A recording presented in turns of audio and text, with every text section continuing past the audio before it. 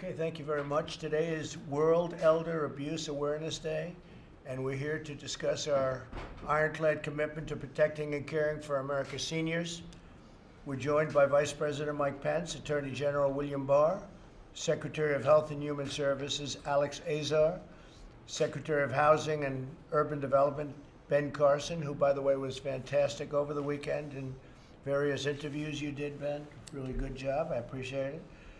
Secretary of Veterans Affairs Robert Wilkie, Administrator Seema Verma, Chief Postal Inspector of the United States Postal Inspection Service Gary Barksdale. And Gary's done a great job, especially with spotting drugs coming into our country. He's done a fantastic job. My administration is working tirelessly to stop the depraved criminals who seek to defraud American seniors, of which there are many, but we are doing a very strong number on a lot of them, and nobody's ever done what we've done. 3 months ago, we launched the National Elder Fraud Hotline, which has already received over 1,800 calls. In 3 years, we've charged nearly 1,000 defendants involving over $2.2 billion in fraud against our seniors. This afternoon, the DOJ is announcing a $2 million grant to help new law enforcement identify victims and bring lawbreakers to justice. These actions are just one part of our unwavering devotion to our senior citizens. Last month, I announced a deal to slash out of pocket costs. You have the out-of-pocket costs of insulin, and insulin's such a big deal and such a big factor of importance for our senior citizens, and we slash costs for hundreds of thousands of Medicare beneficiaries. Impacted seniors will pay just $35 a month, an average saving of 66 to 100%.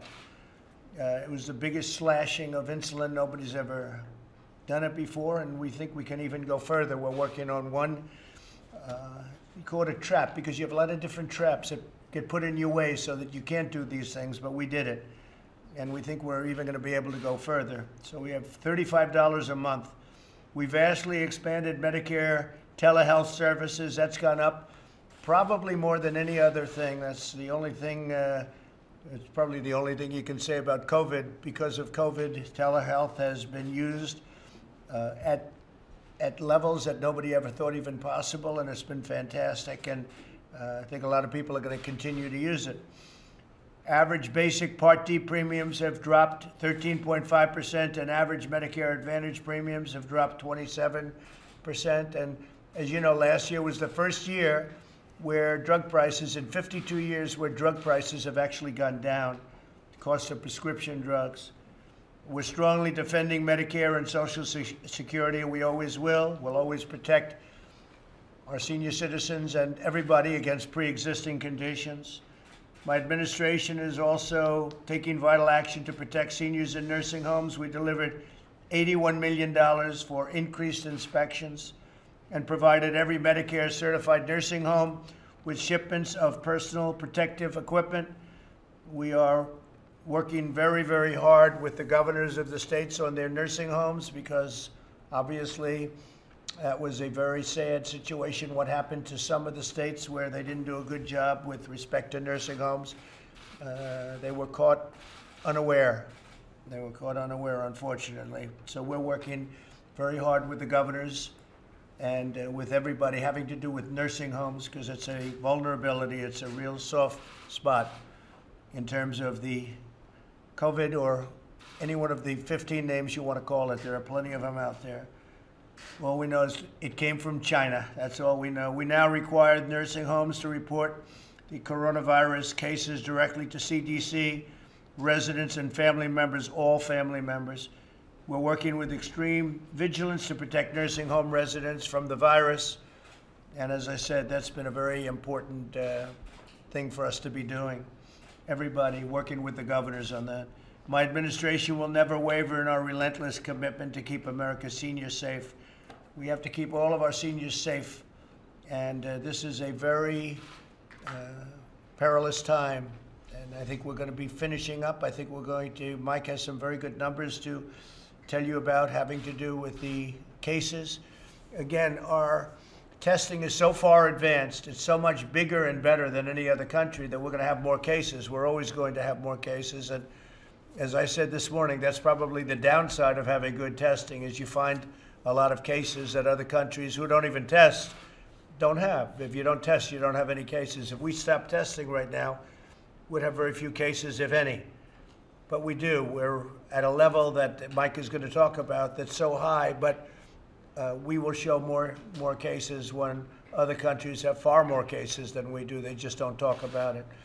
But the testing, on the other hand, is very good because we find out where it's going, how it's going, who it's going to, and we take care of it. So with that, I'll just say that we are fighting for America's seniors like no administration has ever fought. We're doing a great job in bringing down costs. We have other things like transparency that are going to be coming online in January, February, which will be an incredible thing. Nobody thought we could even get that approved, but we think we will see numbers there that will be incredible in terms of cost reduction for our seniors. So that's very good. And Mike Pence, if you would, please. Thank you, Mr. President, and it's a privilege to sit with you and be able to reflect on this day on the efforts this administration has made over the last 3.5 years to protect our seniors, make sure they're financially secure, and also see to the health and well-being of our senior citizens. From the time you tapped me to lead the White House Coronavirus Task Force, we knew that seniors with serious underlying health conditions represented the most vulnerable to serious outcomes from the coronavirus. It was the reason why early on, at your direction, Mr. President, we raised the infectious disease standards at every nursing home in America. We deployed all 8,000 of our inspectors across the country to focus exclusively on infectious diseases. And in addition to all the measures that you just reflected on, delivering personal protective equipment to the more than 15,000 nursing homes, dramatically expanding telehealth, we've continued to work closely with governors to focus on long-term care in nursing homes and our seniors. People across the country have looked after family members who are senior citizens with vulnerable conditions, and we urge them to continue to do that, even as we have made steady progress each and every day toward putting the coronavirus farther and farther in the past. Mr. President, there's been much reported in the news as you reflected about increased cases in some states. Our team has been working with governors over the past week. We're carefully analyzing those new cases, and we really believe that the vast majority of new cases is a reflection, as you said, of a dramatic increase in testing. Governor Newsom in California told me that on Saturday alone, California performed 78,000 tests all across the state.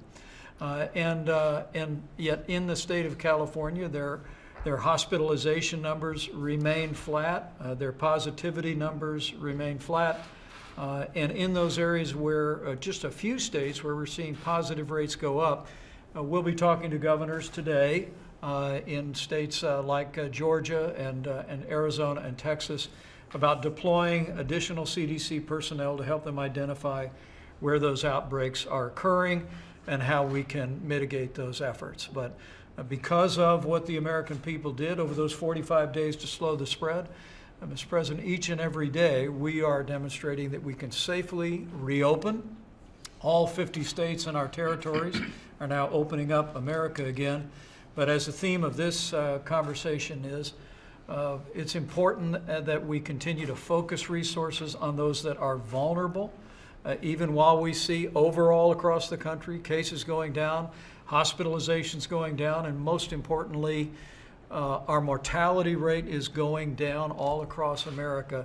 Now we're going to continue to focus with our governors on making sure that we deploy testing to our long-term care facilities and to our nursing homes. We'll be speaking with all the nation's governors in just a short while today, Mr. President, to continue that effort, because we're going to put the interests of all of America first. But as we move into this next stage and through the summer, putting the coronavirus in the past, each and every day, we're going to focus on ensuring that our seniors and all of those most vulnerable are protected. Thank you, Mike, very much. Great job. Bill, please. Thank you, Mr. President, for convening this session and for your commitment to protecting America's elder citizens. We have made combating fraud against elders one of the department's highest priorities. And that's partly because we've seen a skyrocketing of fraud against elders as we've seen the conjunction of a growing older population coupled with new technology, particularly the internet, which has given fraudsters new opportunities for their schemes. And it's a priority also because the elder population are particularly vulnerable, because if they lose their savings, they don't have much time to regain their footing. So it's frequently a permanent loss for them.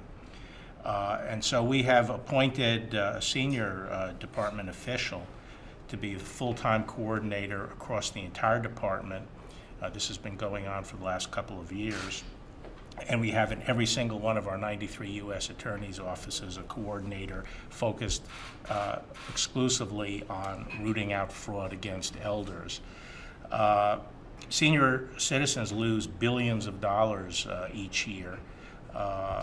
It's averages for an individual $34,000 when they fall victim to a fraudulent scheme. And we have found that many of the perpetrators, and in fact frequently the brains behind these schemes, are actually outside the United States and part of transnational criminal organizations. There are three things I'd like to highlight today.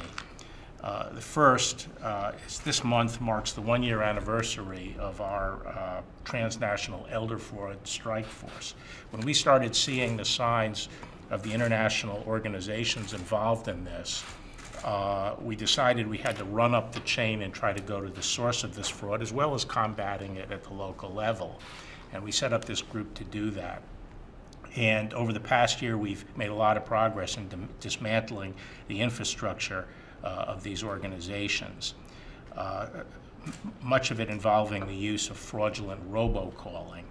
In January, we brought landmark civil actions to shut down some of the largest carriers of fraudulent robocalls. In fact, we were able to shut down 2 of the 5 entities that are responsible for the robocalls in the United States. Just one of these, to give you an example of the scale of these companies, carried 720 million calls during a 23-day period, reaching every state in the union.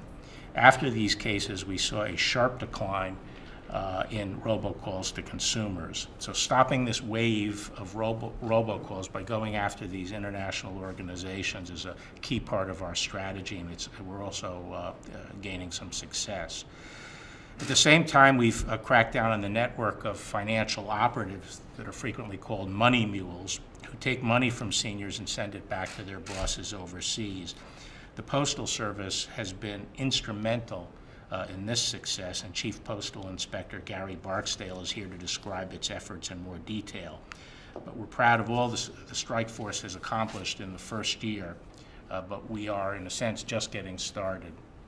Second, I've asked the FBI and every U.S. Attorney's Office in the United States to prioritize elder fraud cases. And each year, for the past 3 years, we've had a sweep across the nation targeting these fraudsters. This year, we indicted 400 fraudsters for causing over $1 billion in losses to elders. And we're not letting up. We know that the fraudsters have gained new opportunities with COVID-19, and so we have also bearing down on COVID-19 fraud schemes. The third thing is, as the President mentioned, that we've set up a dedicated elder fraud hotline. It's like a 911 call for elder fraud. It's staffed 7 days a week, and we help the victims when they call get the resources they need to deal with the fraud. One of the things we found is that frequently our senior citizens are afraid to report or hesitant to report fraud because they feel that they have failed and they're embarrassed that they were taken advantage of. So everything we can do to encourage them to report is very important in getting after these criminals. And finally, as the President mentioned, we are making grants to the National White Collar Crime Center which will enable that group to work with local police departments, local law enforcement, to develop training and tools to combat elder fraud. So this is the day-to-day work that's being done at the local level. I was once used as a lure shortly before the president appointed me as Attorney General. My official government image from the last time I was Attorney General was being used to attract elders to a website. If they sent money in, then I would help them get grants. And I'd get these very pathetic calls into my office of people who had lost everything. And they said, I feel so stupid, we've lost everything. They just didn't know how to call. And, I called the sheriff and he wasn't sure what to do. These are frequently people living in rural areas. And so at the local level, it's important to train local law enforcement as to how to respond to these kinds of sophisticated frauds that are coming in from these foreign organizations. So with that, Mr. President, once again, thanks for convening this session and all you do to keep America's seniors safe. Thank you, Bill. Great job. Appreciate it. Hey, Gary, go ahead, please. Thank you, Mr. President. Vice President, it's a pleasure to be here today to speak about some of the work that we're doing at the Postal Inspection Service to address transnational elder fraud. Protecting our elders and our veterans is one of the highest priorities of our mail fraud program, especially now as we're starting to see fraudsters take advantage of the coronavirus theme to incorporate that into some of their schemes. As Attorney General Barr mentioned, one of our key strategies is to attack the money mules. As he said, the money mules is really how the fraudsters get the money from the U.S. to their overseas accounts. Victims typically send money through the mail or other assignment carriers like FedEx or UPS. Sometimes they ask the victims to wire transfer the money, and oftentimes we see them asking them to buy gift cards and send it to the money mules. The money mules in turn then send the money overseas. So we see the money mules as a crucial link to disrupt if we want to be effective in this type of fraud. We've had some significant enforcement efforts. We also had some prevention efforts and some private sector engagement. One of our primary strategies, the center of our primary strategies, we're partnering with the Department of Justice, as Attorney General Barr mentioned, the Transnational Elder Fraud Strike Force. We've embedded postal inspectors at the department to work hand in hand with trial attorneys to bring some of these cases to justice. We have 17 field divisions who I've asked to collaborate with the 93 U.S. Attorney's offices and their elder justice coordinators on elder fraud investigations. And we've conducted significant enforcement efforts this past year dealing with the money mules. Just some of the stats, we've initiated this year over 100 investigations. These cases are associated with nearly $450 million in victim losses.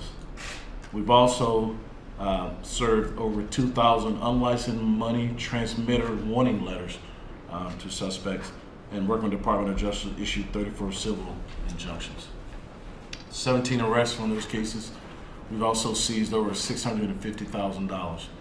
Also, as the Attorney General mentioned, the annual Money Mule initiative that we work in coordination with the FBI, HSI, Secret Service, some of our other financial partners.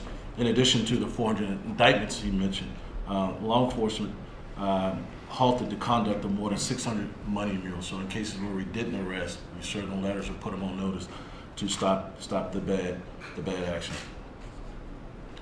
Another example of recent success, in November this past year, Jamaica National sentenced to over 4 years in federal prison in order to pay over $500,000 in restitution to elderly lottery scam victims. We're also holding accountable the money service providers for their role in helping send fraud victims funds overseas. Companies like Western Union and MoneyGram, working with the Department of Justice, we've received, had actions for settlements well over $100 million. Our goal here, Mr. President, is really to try to get some of the money back to the victims. Since March of 2020, working with DOJ and our other federal partners, we've returned over $150 million to victims, which was over 109 fraud victims. Prevention is a big part of our strategy. Obviously, we'd rather educate, prevent a crime before actually a crime occurs. So we've put a lot of resources to coming up with a platform. You go to our website, we have printed material, and we're starting to utilize social media, working with the Department of Justice. And I've just mentioned briefly, the last thing I'll just mention, Mr. President, it's also we're engaging the large banks to update their practices and to do their part in preventing elder fraud. I'd like to thank you for providing the awareness and making this one of the priorities of the administration. Thank you. Thank you very much. Appreciate it. Thank you. Robert, please. Yes, sir. Thank you, Mr. President. This is an important meeting for us at VA, but it comes on the heels of almost 2 years of constant reform that we've had at the department. We serve a unique population that has performed unique services to America, and I'm happy to report to the President that our approval ratings at VA are almost 40 points higher than they were in 2014 and 2016. As a result of Did you that, hear that number, everybody? we have seen That's a big difference. it's at 90.1%. Yep. We have seen millions of Americans flock to VA. Last year, we set a record for the number of internal appointments at VA, 59.9 million. That is an all-time high. The reason that is important is that so many veterans have entrusted us with their lives and also with the well-being of their families.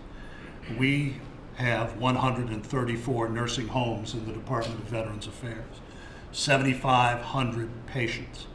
Over half of those come from World War II and Korea. We have, as we speak, only 4 of those 7,500 who have tested positive for the COVID virus. One of the reasons those numbers are so low is that a decision that the President made when we discussed what to do that first week of March. We had to make a drastic decision to cut off these deserving veterans, primarily from Korea and World War II, for the sustenance of their families in order to protect them. We tested them. We tested our employees, and we were able to cut them off from the most baleful effects of this virus. But in addition to those preventive measures, we were able to produce for the entire country on March 17th guidance on how to protect America's most vulnerable citizens. But that's only part of what the President has entrusted us with doing. I am the son of a grievously wounded combat soldier from Vietnam. The President gave me instructions to make sure that the last of the circles left over from that conflict were closed.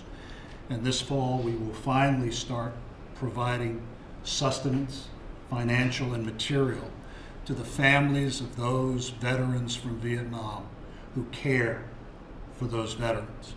So all of the mistakes made 50, 40 years ago, we will finally rectify. And the last thing I will say is that VA has reached a milestone, not only in terms of trust, but also in providing the country with assistance in terms of helping our most vulnerable citizens. As we speak, we are in 48 states right now, in hundreds of nursing homes, providing nurses, gerontologists. We've taken over the management of several state veterans' homes in order to protect our most vulnerable veterans. And we've done it with our employees who have gone in harm's way without any question when it comes to their own safety, helping the most deserving of Americans. And to finally say our numbers, we serve 9.5 million veterans in VA. We have 14,000 veterans who have come down with the virus. But of those 14,000, 12,000, almost 12,000 are fully recovered. And in our nursing homes, again, of the 7,500, only 4 tested positive for the virus. I cannot thank the President for his support. I cannot thank our employees at VA for their heroic action. We are on the front lines when it comes to bolstering the lives of the most deserving Americans, those who have carried our freedom on their shoulders. So, Mr. President, I thank you for everything you've done for America's veterans. Thank you very much. Appreciate it. Alex, please. Well, Mr. President, thank you for what you've done throughout your administration to protect older Americans and to help them live longer, healthier, more active lives. Before the COVID-19 pandemic struck, your administration had already put a major focus on keeping our older Americans healthy and safe, and that focus has continued during the current pandemic. During this crisis, thanks to new funding secured by the President, HHS's Administration for Community Living has pushed out more than $1 billion for services for our older Americans that they need to stay comfortably in their homes.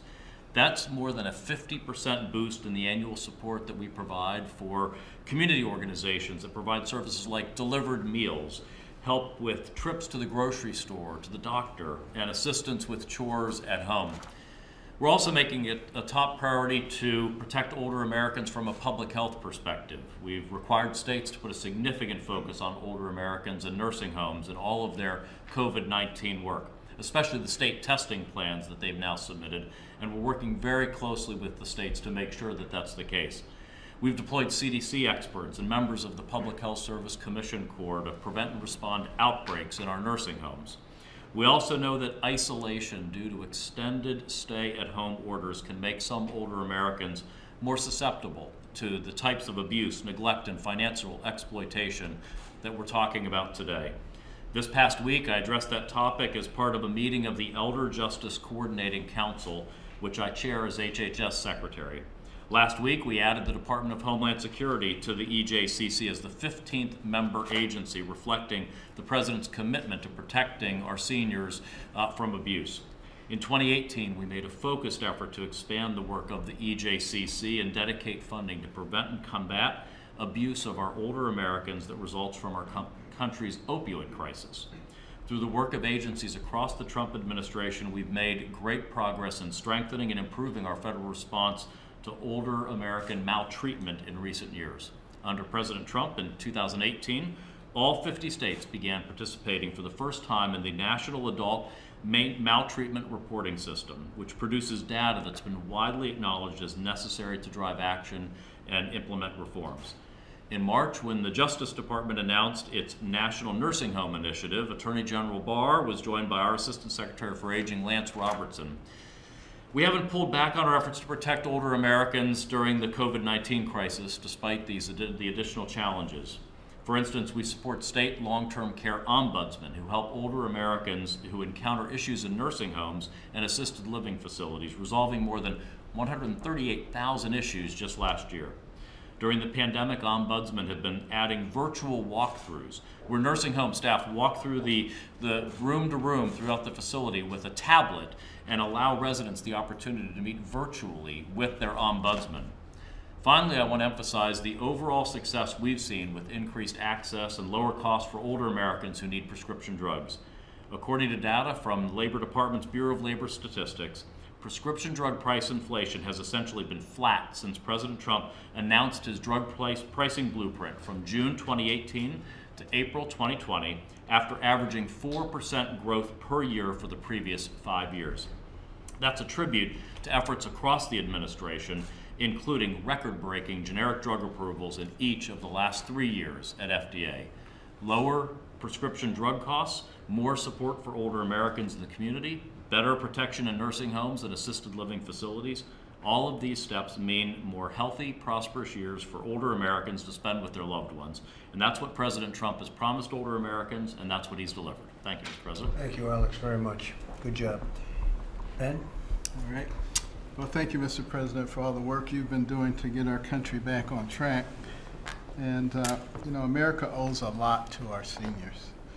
They're the ones who really built this country up. They're the ones who've made this nation a destination for people from around the world. And they're wonderful fountains of knowledge that live among us. And I'm proud to be a part of an administration that really values our elderly citizens. You know, Mr. President, you promised not to forget forgotten men and women of our nation, to put special emphasis on them, and that's been the case with a lot of the elderly over the course of time. And at HUD, our Housing Choice Voucher Program provides rental subsidies for 4.7 million families, low-income families, including elderly and disabled, who make up more than 50% of the voucher holders. The CARES Act has provided an additional $3 billion for this program so that we can assure any senior who needs help that they will receive assistance. Our Section 202 program, another area that prioritizes the elderly and housing, providing low-income elders with options which allow them to continue to live independently. And supportive services such as cooking, cleaning, transportation, all of these things we're making sure to provide quality of life for these individuals. CARES Act provided $50 million in additional funding for this program to cover a lot of the expenses that were unforeseen before the COVID-19 crisis hit us. Some of HUD's other programs include Home Equity Conversion Mortgage Program, which over the last 3 years has undergone substantial improvements, particularly under the guidance of our now Deputy Secretary Bryant Montgomery. And this really allows seniors to age in place and utilize the equity that they've accumulated over the years. And since its inception, FHA has insured more than 1 million reverse mortgages. Our public housing authorities assist our low-income Americans, including seniors, in finding quality, affordable housing. And HUD also has a portfolio of hospitals that we insure that obviously provide significant services to seniors across the country. Those are just a few of the efforts that we've taken to help those who've given so much over the years to this nation. As a compassionate society, we have an obligation to take care of the most vulnerable citizens. And they're also very valuable citizens. Without them, this nation would not be where it is today. And I'm proud to work alongside you, Mr. President, and the others sitting here and this whole administration, which really does value our senior citizens. And we're grateful for the wisdom that our seniors share with us every day. Thank you very, very much. Excellent. Seema, please. Well, from day one, the President has made his commitment to the Medicare program absolutely clear. And like few presidents before him, he's always understood the pressing need to modernize the program and also make it more affordable for seniors. He just talked about how premiums are lower in the Medicare Advantage program. We're at a 13-year low. And in the Part D program, which is prescription drug coverage, that's at a 7-year low, which is absolutely historic. We're putting dollars back in the pockets of our seniors. Also talked about not only the fact that we're lowering prices, but we're actually adding more benefits to our Medicare Advantage plans. We changed the regulations to give our plans more flexibility to provide services that will keep seniors in their homes and more independent and healthy. So that could be something like just putting a handlebar in their home to help them get up the stairs. It could be meal services after surgery. It could be pest eradication services, but giving our seniors more services at a lower cost. You also heard the President talk about the insulin program, $35 for insulin going forward. I had an opportunity to travel with the Vice President last week, and we ran into a gentleman at Dave's Diner in Pennsylvania. And he came up to us, he showed us his insulin, and he said, you know, I need this for my survival. And because of the President's leadership, he said, I'm going to save $5,000 a year. So he was really excited, and I think that shows how much the President has delivered to our seniors. But our work also goes beyond just the Medicare program, and we are working to ensure that our seniors are safe in nursing homes because of the President's early action with nursing homes in terms of restricting visitors and also making sure that our nursing homes were supported with recommendations around infection control. 80% of our nursing homes across the country have actually done pretty well. They haven't seen any cases of coronavirus or any deaths. That being said, we are focused on the 20% of nursing homes. We've been working with governors, asking them to test nursing home residents and their staff and to do that routinely so we can ensure that our nursing home residents are safe.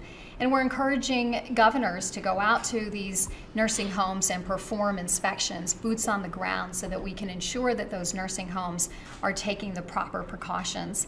And then finally, the President has also convened a commission on coronavirus for nursing homes to ensure that we are delivering quality and safety to our nursing home residents. So thank you, Mr. President, for your leadership. Thank you very much. Thank you. Good job. Kellyanne, please. Thank you, Mr. President, Mr. Vice President. Mr. President, we heard you many times 4 or 5 years ago saying that if we don't take care of our veterans, if we don't take care of our seniors, who are we as a nation? And you promised then and have delivered now many times to protect their entitlements, to preserve and to protect Social Security and Medicare. But our seniors are also entitled to dignity, to safety, to the presence of mind and the peace of mind of knowing that their financial assets are protected from money mules and from those who would lure and lurk among them. All of the great work that's been done in trying to solve this global pandemic, including for our seniors, has also left them vulnerable in a different way. They're away from family members. Many of them are in their homes, taking advantage of the great work that our health and economic teams have been doing for them and our justice teams. But they also are bigger, brighter prey for many of these predators. And so we want to make sure that the physical abuse we saw in videotape a couple of weeks ago, a person or persons being abused in a nursing home by an errant individual, criminal individual, that we all know that, we shine a light on that, but also these financial crimes are very serious. So thank you for all you're doing in that regard. Since so much has been said by the august members around the table, I'll end with this. It's really a message for the media. I know many of you don't like being told that you are guilty of biased coverage, but don't be guilty of incomplete coverage. Today is World Elder Abuse Awareness Day. There is a board behind me and one over there. You choose every single day, every single moment, what message to tweet, what news to report, what story to tell. Please include this in your reporting. It is important.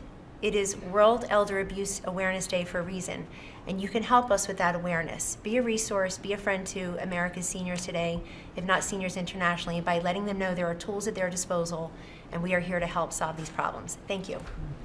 Thank you very much. Good job. So we're taking care of our senior citizens better than ever before. There's never been this much effort. There's never been this much money spent. We're taking good care of them, and thank you all very much. Thank you. A little on your executive order tomorrow. Can you tell us sort of the broad brushstrokes of police use of force reform, as well as enhancing opportunity in communities across the country? Well, I'd rather save it for tomorrow, John, but basically we're going to be talking about things that we've been watching and seeing for the last month, and we're going to have some solutions, I think some good solutions, and some of it, as you know, it's about great people. We need great people in our police departments, and we have mostly great people. I would say that. I would say that with certainty. We have mostly great people. I know so many of them, law enforcement. But we will do better, even better, and we're going to try and do it fast. So we're going to have a meeting tomorrow. We're going to have a news conference tomorrow. We have a lot of law enforcement coming in and others, and they have seen what we're doing. I've sent it around. I've asked for suggestions from different groups, in particular the sheriffs, and I've sent it to our Attorney General, and I think, Bill, you've gone to some of your people with it and shown it. I think it's pretty comprehensive. As you know, Congress is also working on it. The Senate's working on something, and the House is working on two elements of the House. You have the Republicans and the Democrats, and they're each working on their own. But we can get it done, and we'll get it done, and certainly we can add on to what we do by the work that's being done in the House and in the Senate. If we think it's appropriate, maybe they can get something passed, and maybe they can't, but we will get it passed. And it's got to be passed by one person, and the person's me, so we're going to be signing it tomorrow, and we'll have a news conference at some point in the day at the Rose Garden, or maybe in front of the White House at a different location that you know very well, the steps. And we'll see you tomorrow. What's the John? What's the overall goal of the executive order and all of these reforms? So the overall goal is we want law and order, and we want it done fairly, justly. We want it done safely, but we want law and order. This is about law and order, but it's about justice also, and it's about safety. So I think we're going to do a good job tomorrow. I think you're going to see some things that a lot of people thought would not happen. You wouldn't be able to get them done, but we'll get them done. Again, though, I want to emphasize it's possible the House can also, on top of this, I spoke to the various leaders, on top of this can get something. But I think this will be very comprehensive tomorrow, so you'll see something. Yeah, What do you please. think of the Atlanta shooting I thought it was video that you've seen versus George Floyd? I thought it was a terrible, I'm not going to compare things, but I thought it was a terrible situation. I studied it closely. I'm going to get some reports done today, very strong reports, and we'll have a little more to say about it tomorrow, but certainly it was to me, it was very disturbing. Mr. President, disturbing how, sir? Go ahead, Do you please. have any reaction to the Supreme Court decisions earlier today about LGBT discrimination, saying that's protected under the Civil Rights Act? No, they've ruled. I've read the decision, and some people were surprised, but they've ruled, and we live with their decision. That's what it's all about. We live with the decision of the Supreme Court. Very powerful decision, actually. But they have so ruled. Please, go ahead. Mr. President, can you react to the FDA's decision today to withdraw its recommendation for hydrochloroquine and another malaria drug, saying it's no longer considered reasonable as a useful treatment for COVID? I don't know. I'd like to ask Alex maybe to discuss that. Sure. So just to clarify your statement there, I don't think was quite accurate in what the FDA's action was. The FDA, at the request of BARDA, which is an agency within HHS, withdrew an emergency use authorization for product that we had acquired into the national stockpile by donation from Bayer of chloroquine that was manufactured in Pakistan. And the EUA, the emergency use authorization, was restricted for hospital use, inpatient hospital use of the product. With the FDA finding that they don't see enough data to support hospital-based use for those who are the most extreme cases of patients who've been hospitalized, they took that restriction off. They took the emergency use authorization off. At this point, hydroxychloroquine and chloroquine are just like any other approved drug in the United States. They may be used in hospital, they may be used in outpatient, they may be used at home, all subject to a doctor's prescription. In fact, the FDA's removal of the emergency use authorization takes away what had been a significant misunderstanding by many that had made people think that somehow it could only be used in a hospital setting, and we've tried to make that clear throughout. It's a drug, it's approved in the United States, has been for decades. If a doctor wishes to prescribe it working with a patient, they may prescribe it for any purpose that they wish to do so, and this actually removes a potential barrier to that. So it actually uncomplicates it. It does. In a way, and I think that's probably, your question was a very inaccurately stated question. I didn't mean to pose it inaccurately. I believe what it said specifically was that it's no longer reasonable to consider it an appropriate treatment. Only in the hospital, it said the data in the hospital setting was not supportive. We continue to study in outpatient settings as well as preventive. That data is not yet in. Are you suggesting that the data in the hospital setting is not something you would take seriously? No, that's why the FDA acted, was that they looked at the data and they removed the emergency use authorization for hospital setting use of the chloroquine that was the Bayer product that had been donated from Pakistan.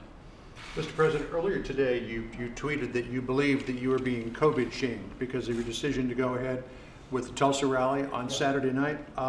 The director of the health department in the county and in the city has encouraged you to postpone that, saying they still think that they've got too big a COVID problem for you to pull off a rally like that. Your thoughts on Well, Oklahoma's done very well. I just spoke to the governor. He's very excited about it.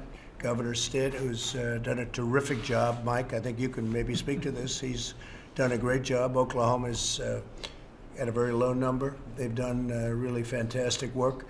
They have a pretty new, magnificent arena, as you probably have heard, and we're getting exact numbers out, but we're either close to or over 1 million people wanting to go. We have a 22,000 seat arena, but I think we're going to also take the convention hall next door, and that's going to hold 40,000. So we'll have 22,000 plus 40,000, which would mean that we'll have over 900,000 people that won't be able to go, but hopefully they'll be watching. But it's an amazing. Nobody's ever heard of numbers like this. I think we're going to have a great time. We're going to talk about our nation. We're going to talk about where we're going, where we've come from, and I can tell you on COVID or coronavirus or whatever you want to call it, plenty of names. Tremendous progress is being made. I spoke with the governor of Texas, where they've done a fantastic job, and he said they have had some outbreaks in prisons, and that's where their numbers went out. And the numbers change a little bit because of the prison population, but he's got it in great shape. Texas, Florida's doing very well. Georgia's doing very well. We have tremendous numbers. We have hot spots, as I said, you might, and we take care of the hot spots. But many of the governors have done a very good job. Some not as good as others, some very good. But Oklahoma's been a place that I think one of the reasons we chose it is because of how well because it's early. It's very early. And because of what a great job the governor and everybody else has done in Oklahoma. And we expect to have, it's like a record-setting crowd. We've never had an empty seat, and we certainly won't in Oklahoma. Mike, you want to talk about how well Oklahoma's done relative to other places? Certainly, Mr. President. The President and I have both spoken to Governor Kevin Stitt in the last several days and even earlier today, and Oklahoma has really been in the forefront of our efforts to slow the spread, and in a very real sense, they flattened the curve. And today, their hospital capacity is abundant. The number of cases in Oklahoma has declined precipitously, and we feel very confident going forward with the rally this coming weekend. We're working closely with the governor. We'll have measures in place to be screening people coming in to the facilities, but Oklahoma's really led the way in demonstrating that we can safely reopen. And so as we gather to hear from the president and hear about the stakes in this election, we'll also be celebrating a state that's demonstrated every day that you can put health first and open up and do all those things at the same time. And Mike, you gave me a number before nationwide. Overall, how are we doing? Well, it's really remarkable, Mr. President, with more than 22 million tests having been performed across the country. We continue to see overall that the what's called the positive test rate remains very stable in the country. As we said earlier, Mr. President, there's a few states where the positivity rate is climbing, and we're working very closely with those governors to identify that. You mentioned that in the state of Texas, there was one county where there were literally 3 prisons that had individual outbreaks. That accounted for literally hundreds of new cases in a single day. We're also seeing in Imperial County, California, people who Americans who may live on the opposite side of the border in Mexico coming home, and that's showing up in some of their numbers. But overall, the American people, I think, are to be commended, Mr. President, that because of the steps they've taken and continue to take, we're demonstrating we can safely reopen. And where we saw coronavirus positive cases 6 weeks ago, over 30,000, now it's averaged in recent weeks roughly 20,000 new cases a day. As I said, the positivity rate remains flat. Hospitalizations for coronavirus are declining all over the country. And most importantly, our fatality rate continues over a 7-day average to continue to decline. The President's always quick to say one loss of life is too many. But when we think about a matter of a month and a half ago, when we were losing 2,500 Americans a day, now that we see the numbers declining so precipitously, I think it's a real tribute to our healthcare workers, tribute to every American that has demonstrated each and every day that we can reopen our country, but we can continue to put the health, particularly of our most vulnerable, first. And yesterday's number was approximately what? According to some public reporting, Mr. President, I'll have more details later this afternoon, less than 400 fatalities yesterday all across the country. So that's a far cry from what it was a month ago or 2 months ago, and it's a lot. It's 400 people too much. Shouldn't have happened at all. China should not have let it happen, but it happened. All over the world it's happened, which is a very sad thing, but our number is really the low water mark, and it's getting better, and it'll end up being gone. We're making very good headway with respect to vaccines, Alex, and we're making very good headway therapeutically and a cure-wise. Really, tremendous headway. I've seen the results. I've met with some of the people that do the work, smart people, great people, people that have succeeded before. I think vaccines are coming along far in advance of what they thought they would be. And I think we'll have some very good news for you on vaccines and therapeutics and cures, frankly, because I guess, if you look at therapeutics, if it acts fast enough, I guess you call it a cure, wouldn't you say? So I think we're going to have some very good news on that. But we're at a low mark, and some of them, like in Texas, where you had a prison population that went heavy, and now it's controlled.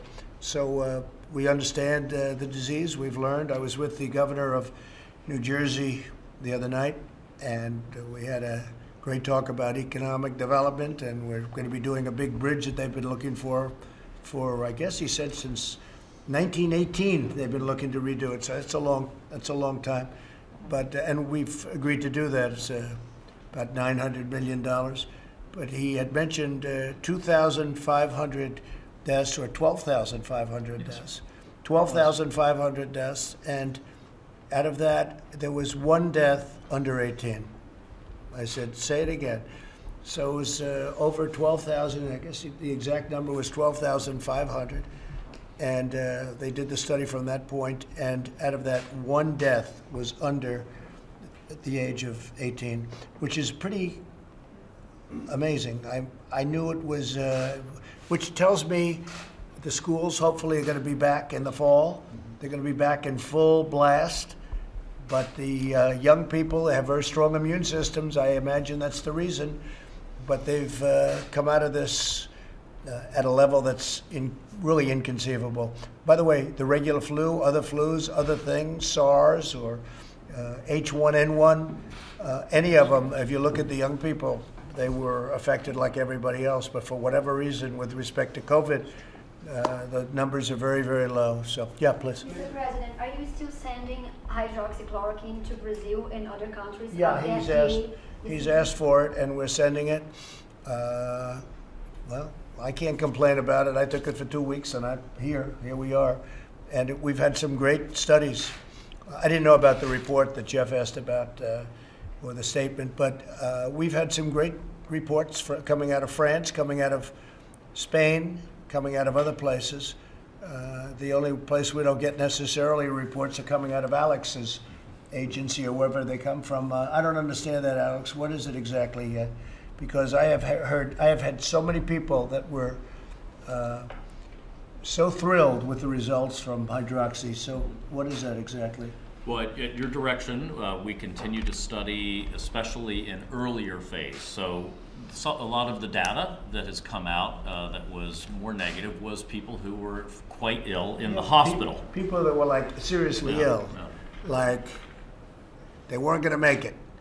Let's give them a little hydroxy, and then they don't make it, and they say, oh, wow, maybe the president was wrong. All I know is that we've had some tremendous reports. I've had a lot of people tell me that they think it saved their lives. You know, the one woman who's a fantastic woman, the representative from Detroit, she was fantastic, but there are many people like that say the same thing. So I don't know, but I took it and I felt good about taking it. I don't know if it had an impact, but it certainly didn't hurt me. I feel good. I feel good. Mr. President. Yeah. The House Republicans today, they are asking you to reverse your decision on terminating the relationship with the WHO. Would you consider that? I don't know. I have to see what they're asking. I have no idea what they're asking. It was after an investigation. I have no idea what they're asking. It changed back But I'll take a look. as a member. The World Health Organization has been very disappointing. To the world, they've been disappointing. And we, as you know, paid $450 million and close to $500 million on some years. But for years and years, we paid far more than anybody else. And they've been a puppet of China. And so, no, I'm not reconsidering unless they get their act together. And I'm not sure they can at this point, but maybe certainly over the years they might. But they have been a disaster. They were wrong on every call, including when I said we're going to close up the United States to people coming in from China, where China was heavily infected at that time and possibly still is. And I closed it, and that was a wise decision. There were a lot of people, even on the other side, the enemy, we'll call them the enemy, they said that was an incredible decision. I don't know how Trump made that decision, but he made that decision, and we saved thousands of lives, hundreds of thousands of lives. Yeah, go ahead. Mr. President, just on a separate issue. No. I apologize. Mr. President, can you say why you're suing John Bolton to prevent publishing this book? Well, I don't know. I'd have to ask the Attorney General, but I will say if he's doing a book, I think it's totally inappropriate that he does a book. I think a guy, I gave him a break. He couldn't get Senate confirmed. He was never Senate confirmed the first time. I don't think he's supposed to even be calling himself an ambassador because he couldn't get Senate confirmed. He got in through a little trick, and he was there for a fairly short period of time. I put him here because he couldn't get Senate confirmed. This was a non-Senate confirmed position, as you know. He stayed for a short while, and I felt that it was not appropriate that he stay any longer. I wasn't impressed. And somebody said he went out and wrote a book. If he wrote a book, I can't imagine that he can, because that's highly classified information. Even conversations with me, they're highly classified. I told that to the Attorney General before. I will consider every conversation with me as president highly classified. So that would mean that if he wrote a book, and if the book gets out, he's broken the law. And I would think that he would have criminal problems. I hope so. Otherwise, I mean, they put a sailor in jail because he sent a photograph of his bed and an engine of an old submarine. And if this guy's writing things about conversations or about anything, and maybe he's not telling the truth. He's been known not to tell the truth a lot. So we'll have to see what the book is all about. But, you know, a lot of people are upset with him for writing a book. A lot of people are very angry with him for writing a book. But it's up to the Attorney General. Bill, do you have anything to say about it? Well, people who come to work in the government and have access to sensitive information generally sign an agreement that says that when they leave government, if they write something that draws on or might reflect some of the information they've had access to, they have to go through a clearance process before they can publish the book. And we don't believe that Bolton went through that process, hasn't completed the process, and therefore is in violation of that agreement. So what does the DOJ do? And that's criminal liability, by the way, you're talking about. You're not talking about like he's got to return $3 that he made on a book. That's called criminal liability. That's a big thing. You know, Hillary Clinton, she deleted 33,000 emails. And if we ever found out what those emails say, she would have had a liability. That's what you have. You have liability. Could the Attorney General tell us what the DOJ is doing in terms of the Bolton book? Well, there are a number of things, but the thing that is front and center right now is trying to get him to complete the process, go through the process, and make the necessary deletions of classified information. But the book has been published. No, it hasn't. Yes, it's been published. It's just not released yet. Well, But it's bound and published. It's being printed. Has it been released? According to sources, it's being printed. It hasn't been released. So are you going to court to try to stop it? Well, I said what we were doing was try to get him to complete the clearance process that's required. His lawyer says that he thought that they had completed the process. Were there changes after that first iteration? Well, he hasn't completed the process. He never completed the process. He You know, knew that. And this is unprecedented, really, because I don't know of any book that's been published so quickly while, you know, the office holders are still in government, and it's about very current events and current leaders and current discussions and current policy issues, many of which are inherently classified. Have you read the book, sir? I have not read it. I haven't seen it. Mr. I haven't President, seen it. But he knows, and he was advised not to write it, and he was advised very strongly not to write it until it's cleared. And he couldn't wait, and we'll see what happens. But I think he's got, personally, I would imagine he has, when you do classified, that to me is a very strong criminal problem. And he knows he's got classified information. Any conversation with me is classified. Then it becomes even worse if he lies about the conversation, which I understand he might have in some cases. So we'll see what happens. They're in court, or they'll soon be in court, but he understands he did not complete a process or anywhere near complete a process. On a separate foreign policy issue, sir, you faced a little bit of criticism from congressional Republicans, including Representative Cheney, about your decision to withdraw troops from Germany. Are you reconsidering that at all? So we have 52,000 soldiers in Germany. It's a tremendous amount of soldiers. It's a tremendous cost to the United States. And Germany, as you know, is very delinquent in their payments to NATO. And they're paying 1%, and they're supposed to be at 2%, and the 2% is very low. It should be much more than that. So they're delinquent of billions of dollars, and this is for years delinquent. So we're removing we're putting the number down to 25,000 soldiers. We'll see what happens. But Germany has not been making payment. In addition to that, I was the one that brought it up. Everybody talks about Trump with Russia. Well, I brought this up a long time ago. Why is Germany paying Russia billions of dollars for energy, and then we're supposed to protect Germany from Russia? How does that work? It doesn't work. So Germany's delinquent. They've been delinquent for years, and they owe NATO billions of dollars, and they have to pay it. So we're protecting Germany, and they're delinquent. That doesn't make sense. So I said we're going to bring down the soldier count to 25,000 soldiers. It varies. It's around 52,000 now, but it varies. But it's a lot. And as you know, those are well-paid soldiers. They live in Germany. They spend vast amounts of money in Germany. Everywhere around those bases is very prosperous for Germany. So Germany takes, and then on top of it, they treat us very badly on trade. We have trade with the EU, and Germany being the biggest member, very, very badly on trade, and we're negotiating with them on that. But right now, I'm not satisfied with the deal they want to make. They've cost the United States hundreds of billions of dollars over the years on trade. So we get hurt on trade, and we get hurt on NATO. Now, with NATO, I've raised other countries $140 billion. They're paying $140 billion more because I interceded. I said, look, we're protecting you. You have to pay your bills, because it was going like this until I got here. Now it's gone like a rocket ship. But one of the only countries that hasn't agreed to pay what they're supposed to pay is Germany. So I said, until they pay, we're removing our soldiers, a number of our soldiers, by about half. And then when we get down to 25,000, we'll see where we're going. But Germany has been delinquent, and why should we be doing what we're doing if they don't pay? And they're supposed to pay. And the number they're supposed to pay, actually at 2%, the 2% should be higher. And we're also talking about for many years. This isn't a new phenomenon. This is going on for many years, where they've taken advantage of the United States. But everybody has. Under Biden and under Obama, what they've done to this country is unbelievable. And I'm not only talking about Germany, by the way, I'm talking about plenty of other countries. But NATO now is paying $140 billion more.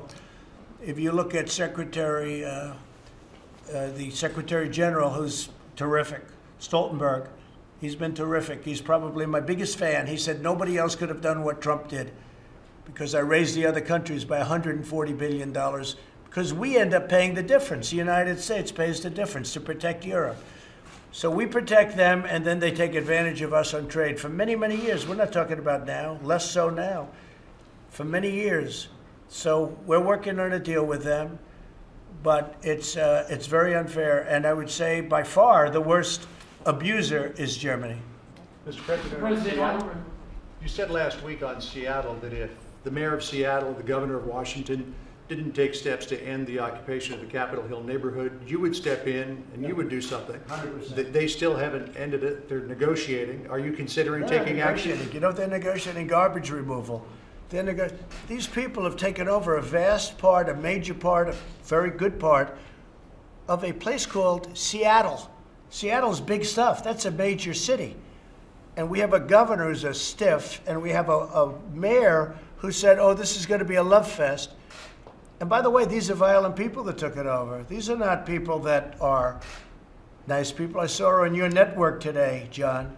I saw what went on with the hitting and the punching and the beating and all the other things going on in Seattle.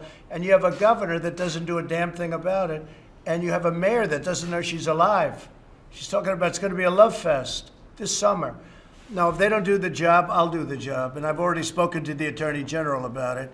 But if they don't do the job, we will do the job. What can you do? About 10 different things, any one of which will solve the problem quickly. Can we go through a whole list or partial list? We don't have to go through any list. We can do a lot of things. Mr. President. I think it's incredible also that the radical left press doesn't cover it.